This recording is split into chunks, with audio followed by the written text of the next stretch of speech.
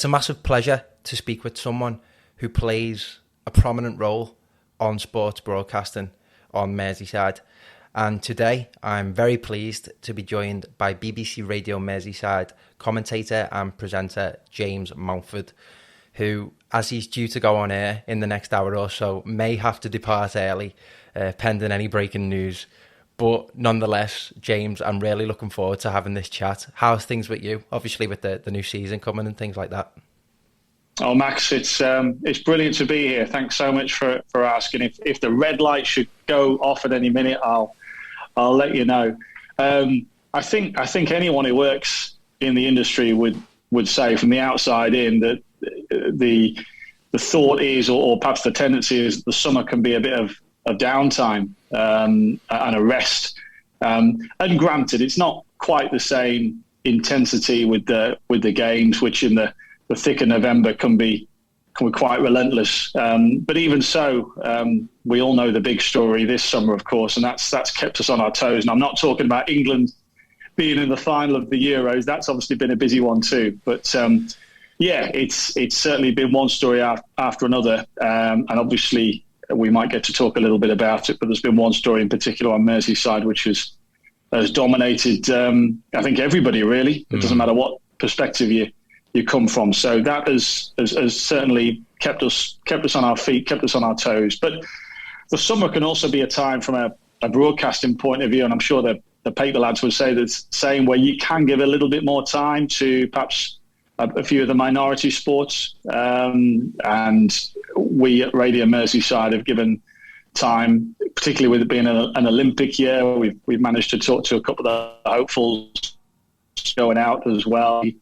We do regular stuff on cricket too. So it's also a nice time, I think, to maybe give a bit of airtime to those sports that maybe don't get a look in. Yeah, most certainly. That's a good thing to flag. And as you rightly said, on the football front, we're in very strange times, to say the least, particularly in regards to Everton.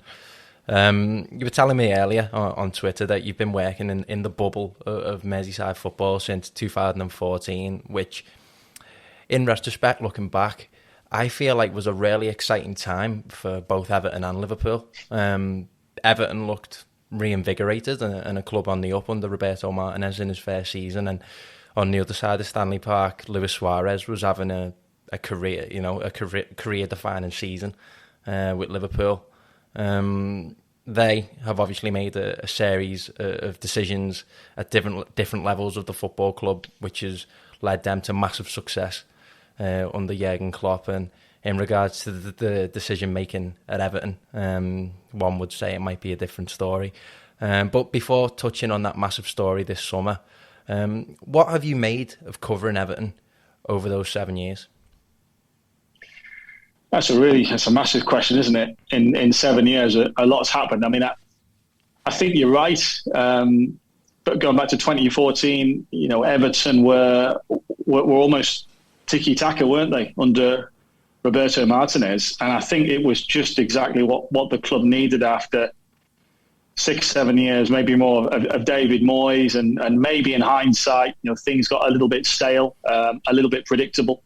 And Roberto wasn't at the time coming into an easy situation. He'd obviously just come off the back of the FA Cup win at Wigan, and it looked, and for a little bit of the time, it was the perfect match, wasn't it? And in Everton, I think it was a good match for everyone. Everton had the up and coming manager who maybe had his best days ahead of him, and Roberto had a big football club that maybe he could wake the proverbial sleeping giant. And there was that one season, 2014-15, wasn't there, where Everton were, I think they got 72 points off the top of my head that season, and they only came fifth, which perhaps in some other seasons would have been enough to get a Champions League place. But they had Lukaku, who was firing on all cylinders. I remember Coleman and Baines were in their pomp. They were I remember when I first arrived being so taken back at just how quick Everton got the ball out to those wing backs, and they were so fast, and teams really struggled to get a hold. But for all that, Roberto couldn't really build on that season, could he? Which I think was the really frustrating thing. And Europe came, and they found it tough, I think, in the Europa. Maybe Roberto needed to reinvent the team a little bit in that second season. And maybe certain signings didn't fully come off. You think of, say, Aidan McGeady was bought in for a lot of money. Samuel Eto'o at that time. So maybe the wheels were coming off even then. And we all know what happened in the end. And then, of course, after Roberto, I mean, this says actually a lot, doesn't it, for the amount of managers sort of Everton have. Was it Allardyce who came in after Roberto, was it? No. No, I believe it was Koeman. Was it not? Koeman, it was. Forgive me. Yeah. I mean, how many managers can we squeeze into 7 years? That's right. Ronald Koeman came in, and again he promised a lot, but then we had Steve Walsh come in. We had slightly strange signings coming in, like Davy Klaassen. I can't remember if Ramirez was a Koeman. Yep. Either way, there were sort of signings who were coming in who just weren't coming off, and there was a lot of questions. And again, Ronald Koeman got off to a really good start, but just couldn't see Everton over the line. And then we had Mr. Allardyce come in, which I think, and you know, I skip a massive sort of time there where obviously the ownership changed, and Farhad Moshiri came in as well. I mean, the more you sort of talk about the 7 years, you realise just how much promise there has been, manager after manager. And look, we could go through them all, but I'm not telling you anything you don't know about how they all did. And I guess you can look at it in two ways, because Everton are still a big club, and they've always been a big club. And you look at some of the other big clubs, take Leeds United, for example, even going back, say, to Nottingham Forest, who at one point were winning the European Cup. Yep. Manchester City, even Aston Villa, who a lot of people sort of compare Everton with, and they have all fallen out of the Premier League. And I think sometimes we need to remember that Everton have remained a Premier League team when some others haven't. And yes, I realise there'll be people who listen to that thinking, yes, but we shouldn't be settling for just staying in the Premier League. And I'm not suggesting that, but I am saying that it could be worse. And Everton, okay, there's that elusive trophy always missing, but in themselves, they have remained a consistently strong Premier League club. And it's funny, isn't it? Because I think outside of football, you know, if you take, say, the 92 Football League teams, stroke Premier League teams, in any other, I think, industry, you would say, well, if you can be in the top 20 companies out of 92 in the country, you're doing well. Mm-hmm. And I am told that that's how your Norwich Cities and your West Broms sort of work. They don't look too much at what league they're in. They say, well, if we're sort of 25th or above in the pyramid, then we're doing okay. Now, again, I'm not saying that Everton should be, but because it's football, and I also think as well, if you don't mind me saying, I think because there is another really successful football team in Liverpool, that drives Everton on. And I'm a big believer in rivalries and pushing each other on. And I think you look at any big city, and Liverpool's no different. If you've got one team doing well, that almost impacts how the other team are looked upon, because it drives them both on, really. Certainly. I think. And I think in Everton's case, yes, it hasn't worked out so far anyway on the pitch. And you just hope with the new ground coming, you would hope with Moshiri maybe having learned a few footballing mistakes, that brighter times are ahead. But clearly football it's not written in theory, is it? No, and you make an excellent point there on rivalries. And, you know, you only have to look at the Man United-Manchester City rivalry and how that's developed over the last few years, and that's what makes sports so unique, is essentially that tribalism, I believe. And you know, we are very much not customers, we are fans, and we have certain expectations of our clubs based on history. That being said, and not to linger on this for too long, because I am looking forward to talking about your own career, Rafael Benitez as Everton manager, I believe even as an outsider you wouldn't have predicted that you would have got to say that during your time on Merseyside. there was so much fanfare and adoration for Carlo Ancelotti during his spell at the club, which bittered immensely following how abrupt his departure was. So what was your take on Ancelotti's departure to Real Madrid, and what do you think Benitez has to do to get the majority of Evertonians on his side? Oh, what a great question. I mean, firstly, on Carlo, it was unfortunate how he left. I don't think he saw it coming. I don't think anyone did. I remember at the end of the last press conference of the season, he was really nice, and he said, I look forward to seeing you all in person next season. And he said it's been a difficult time. We've been doing these press conferences on Zoom. Little did we know then, and therefore I think little did he know that he wouldn't be here. There's an argument that says Carlo Ancelotti perhaps should have been more honourable to Everton. There's another argument that says when you're one of the biggest names in European football and you've appointed a manager, that's the risk you take, that someone else is going to come calling. And in this case, he clearly felt that Real Madrid were the better option. I think, though, you also have to say that Everton in some ways underperformed under Carlo Ancelotti. And I think the home form was something clearly that scuppered last season. And I know as well there's a big frustration that Everton, particularly with their away form, may not have had many better opportunities to finish even in the top four. And let's be honest, at one point they were being talked about as possible title contenders. And look, Manchester City clearly were hands down. But yeah, I don't think we should look upon as Carlo Ancelotti as the oracle. In terms of Rafa, I do believe that if he can start getting results, I think if there is a way, if you're asking how can he win the fans over, it's not going to be saying I love Everton or I've always been blue or no matter what he might say. It's only going to be results. I think there is a lot of truth to say that if results turn against him, then the feeling will turn against him quicker than it might, given his background.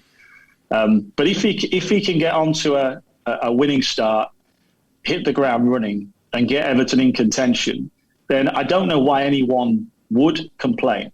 It's been a real mixed reaction we've had on Radio Merseyside, and one person even called us up to say they'd rather see Everton lose and Benitez get sacked than Everton win. And I haven't heard too many people saying that, but I think you'd be a pretty hard-hearted person to see Everton hypothetically in the top four, but not be happy with the manager.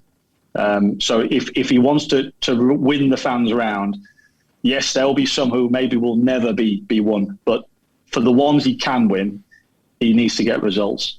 You say top four there, and maybe those 7 years ago, top four would be deemed achievable by Everton standards, but as you say, it's been so turbulent over those 7 years.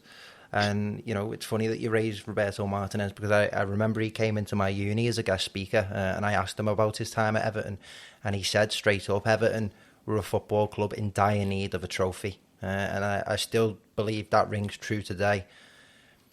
What do you believe qualifies as results or successes in Benitez's terms? Because, as you say, as we fall further down the league table, yes, we made 2 semi-finals last season. Do you think, again, that's all pinned on a trophy? I think a trophy would help massively. A League Cup, even better, an FA Cup. I mean, you go up the stairs at Goodison Park in the main stand, and you get to the boardroom level, and what is there? There's the picture of the 95 side celebrating. Now, with respect to that 95 side, they shouldn't still have their picture up. There should be another team who should be there. And the sad state of affairs is, no matter how many seasons you have in the Premier League, going back to our earlier conversation, having a trophy, having something tangible in the cabinet is worth a lot. So I think such is the need that if Rafa can win a trophy, and maybe even finish in a less than preferable league position. And what I mean by that is say mid-table, because everybody would like to be higher than that.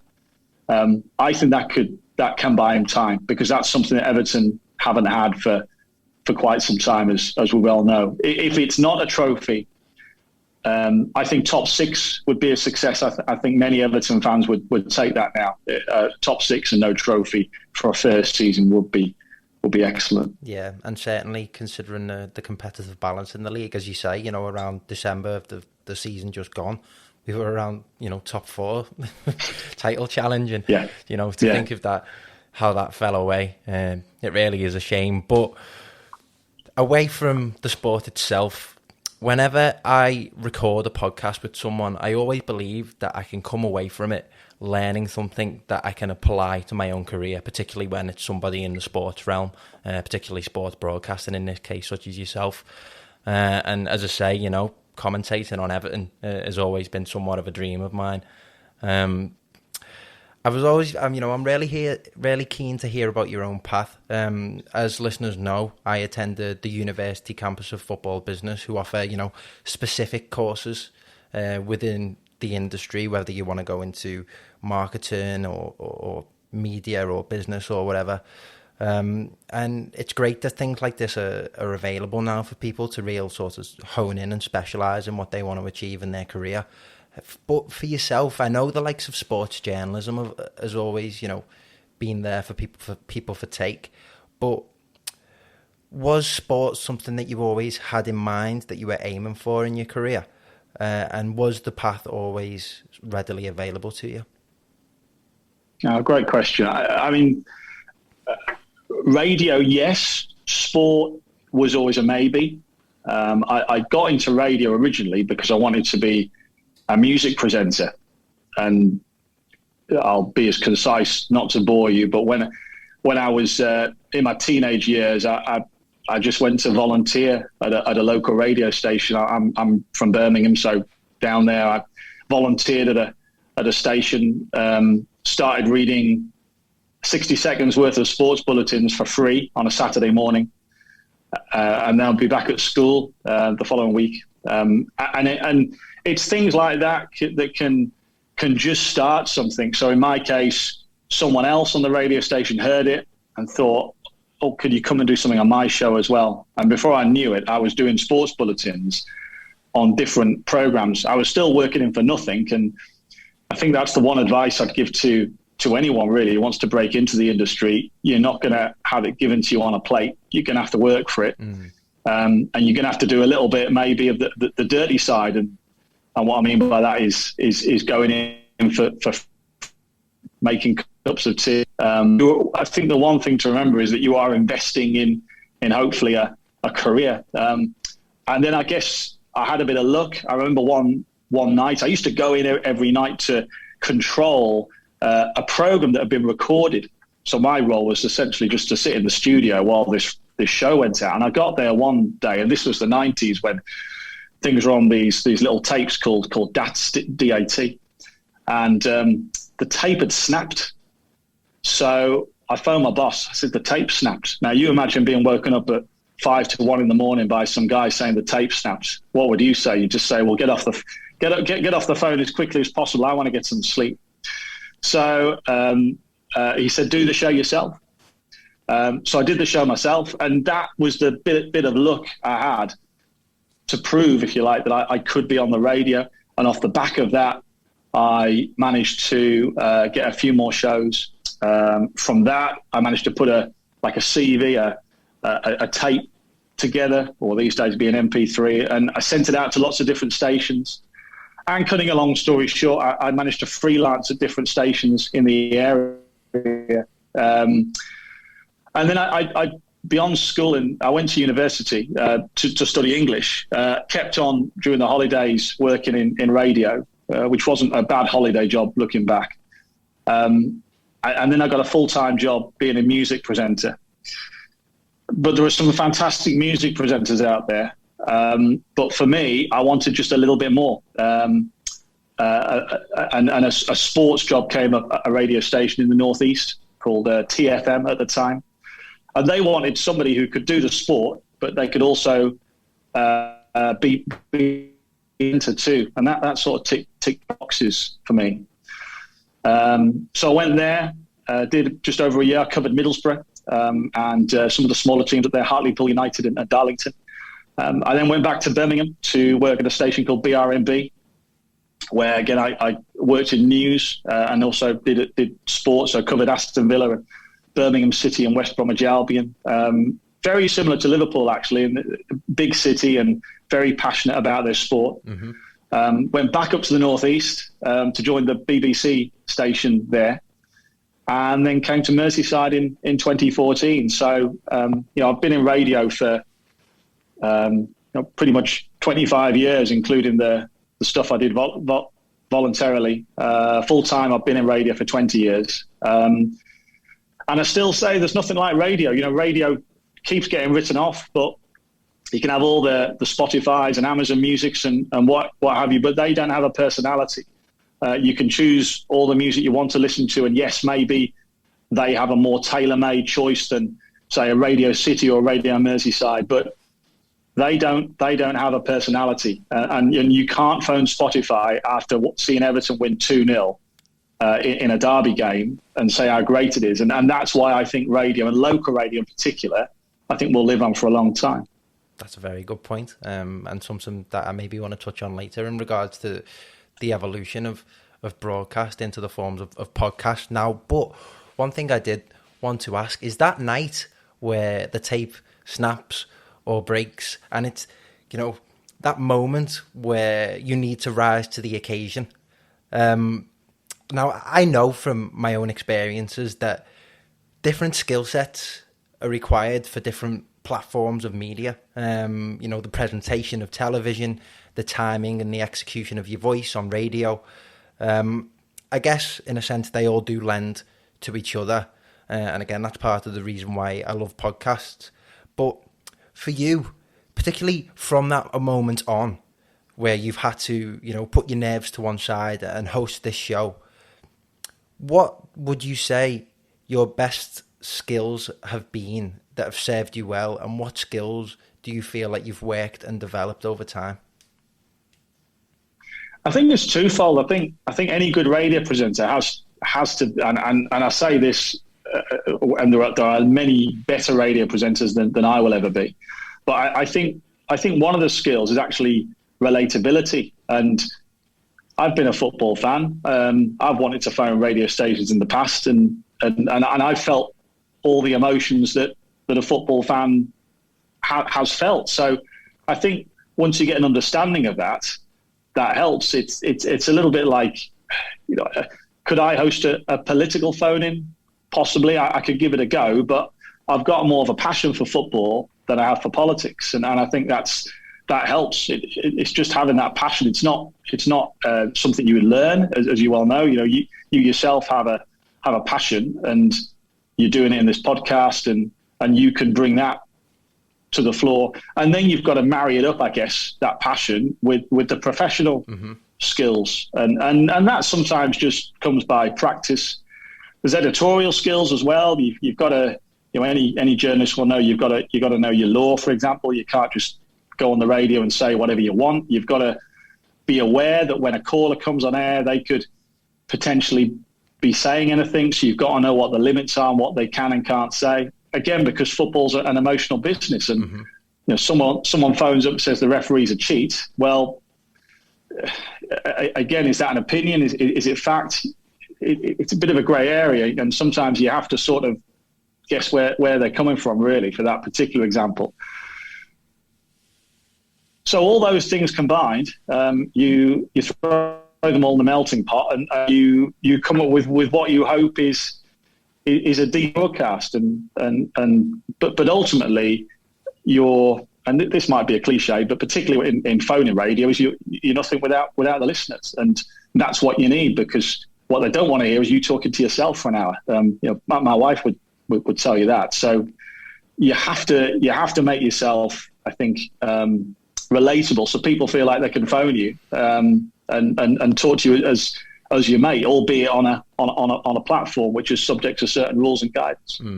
Certainly, and I don't think that you reach the level of a presenter or a commentator for the BBC without that certain relatability, which I think is a great point. And you detailed how you went from, the northeast back up to Birmingham, trying your hand in different stations, and then you hit the holy grail of it, so to speak, when you're getting recruited by the BBC. Did you have in mind going forward with your career any milestones that you wanted to hit by a certain age? Say you wanted to hit this by 23, this by 25, this by 30, etc. Was there any in the process of you the progression throughout your career, or was it all take it as it comes? I think certainly the latter. I think it's nice to think. Well, I think it's good and healthy to think. Well, have a target in mind to say. Well, I want to be doing this in 5 years' time, for example. Mm-hmm. But I also think that if you don't hit that, then that is not necessarily failure, because in those 5 years you will have developed in perhaps other areas that you wouldn't have thought you would 5 years previous, if that makes sense. So I think it's dangerous to set yourself targets that are too black and white. You've got to let life take its course.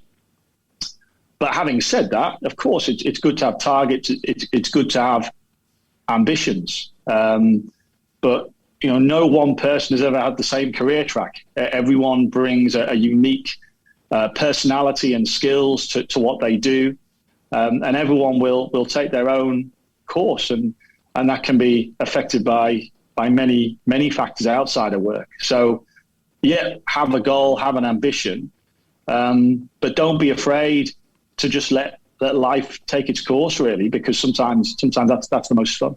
Yeah, certainly. I think that's a very worthwhile point, particularly for students and recent graduates such as myself. And as we were talking about a little bit earlier, the bandwidth now for those aiming for a career within broadcasting, never mind sports broadcasting, is absolutely huge.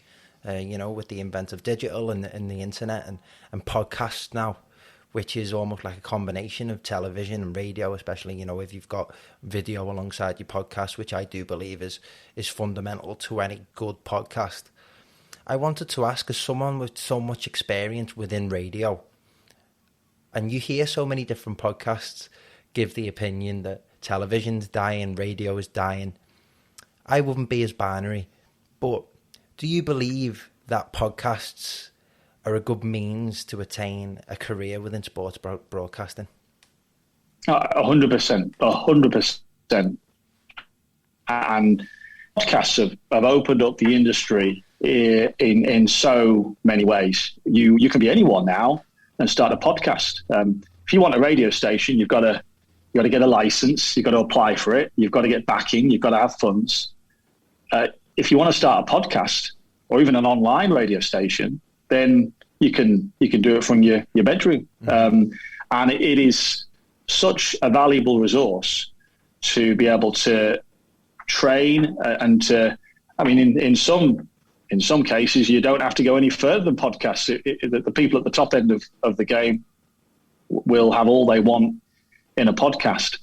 But in a podcast such as the one that you're doing, such as the ones that many other people will aspire to do, you couldn't have better training where you can get your experience on debate, on interviewing. It really is gold dust. And the other thing is, again, it's a platform that lets you, if you don't mind me saying, I'm not referring to you, Max, but it's a platform that allows you to make mistakes. Of course, definitely. You can have fun, you can make mistakes, and that is the time to make mistakes. When I was at university, I did student radio, which I think is still a valuable resource for anyone. If you go to a university, there's a radio station. I'd encourage you to join it, because again, you can be on the air and you can make mistakes. So yeah, podcast is just like that. It's legitimate. It's a broadcast, but it's also a place where you can have fun. You can have fun on the radio, but the rules are perhaps a little bit different sometimes. Yeah, definitely. And I know we're approaching a half an hour record now. I just wanted to get two final questions in for you, if I could. Put quite simply, really, What does it take for one to become a leading sports broadcaster for an organisation such as the BBC or Sky? Wow, that's a good question. Perhaps you should be asking me. I don't know. No, I think you've got it. I think experience is the one thing. It's not to say you can't come in and because it's the old adage, how can I get experience without doing the job? If you're not going to give me a job, because that's very often something labeled at people. Well, you haven't got enough experience. Well, how can I get the experience? I mean, the BBC and Sky, to be fair on them, they've opened the door massively. And I can't talk for Sky, but the BBC do have apprentice schemes and work experience. So if you Google BBC apprentice schemes, then there are legit routes to get through. So I guess that's the formal route. The informal route, I think, is just to make contacts, and it might just be dropping the sports editor a quick line and saying, "Hello, this is who I am." You don't even have to tell them anything more than that, really. Just send them a line every month just to let them know what you're doing. I can guarantee they'll be interested. It's all you have to do. But what you shouldn't do, and this is what some people do, is they'll get to know you, and then you'll never hear from them again. And in their mind, I think some people think, well, why haven't they phoned me? And sadly, there are so many people out there who want to break into a radio station that the sports editor, he doesn't have time to, or she doesn't have time to be phoning up everyone who's ever taken a foot. You have to take the initiative. You're not being rude just by dropping them a quick email every month. Hello, hope you're doing well. Over the last couple of weeks, I've been doing X, Y, Z. Don't go on too long because you might bore them, but just keep yourself in their mind. And who's to say that there won't be a time when that sports editor just could do with someone to fill the odd shift, and they think, Max has been in touch recently. I'll give him a call, just see if he'll pop in. So never say never. Just keep in touch. That's what I would say. Certainly. I think that goes for anyone wanting to break into the industry, most definitely. And I'm very grateful for your time, James. Just to round the podcast up now, what would you say would be decent advice that would hold up and good qualities of somebody wanting to achieve a said career in sports broadcasting? I'd say some of the points we touched on, really. Firstly, goes without saying, you've got to have a passion. You've got to like your subject. You've got to know your subject. I would say as well, you've also got to be aware of your own profile. Social media is, as we well know, has been well documented as can be good or bad. Just be aware what you're putting out there in the public domain. Even if it's something you're terribly passionate about, within reason, obviously. We've all got the right to have our own view, but just be aware that once you put something online, that can be found for forever, pretty much. So just make sure you've got a good online profile, which is sound, which is well-rounded. Keep on having conversations with those in the know. You can never make too many contacts. You never know when you're going to need them. And don't be too precious. Don't be too proud about it. You can learn from each other, I think. And don't be afraid to give someone a helping hand, because you never know when you might need a helping hand. That's one thing you do learn about radio. It's funny, the editor at Radio Merseyside at the moment, he employed me, albeit as a freelancer, when I was in my late teens, when I was reading travel news on the radio. And I've met up with him again, almost 20 years later, when he's come to Radio Merseyside. The point I'm making is that it's a small world, the media industry. So, always treat people with respect. Most definitely. That's an excellent point to sign off on. And I just want to say, James, I really respect you for taking the time to come on and speak to us, because I know, especially in this industry, someone's time is their most valuable asset. So thank you very much for taking the time to speak with me, and I'd love to have you on the podcast in the future. Max, it's been fascinating, and enjoy the season ahead, and all the best with your future podcast. Well done. Thank you. I'll try my best, mate.